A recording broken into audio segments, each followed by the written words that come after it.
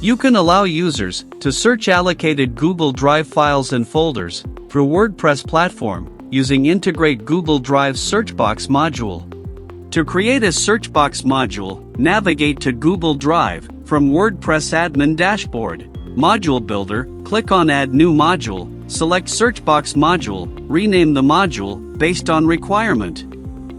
From the Source tab, select Preferred Folders to allow users search through the folders. From the Filter tab, configure file search visibility based on extensions, names, and others. From the Advanced tab, configure modules' advanced settings, such as Browser View, Search Box Text, and others. From the Notifications tab, set email notifications for users' actionable activities, such as download notification, search notification, and others. From the Permissions tab, set permission access for the search box module, such as preview, download, full text search, set password protection, and others. You can also set module visibility for everyone or logged in.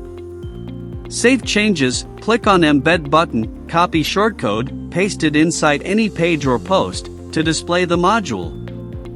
Users can now search through allocated Google Drive folders without leaving the WordPress platform.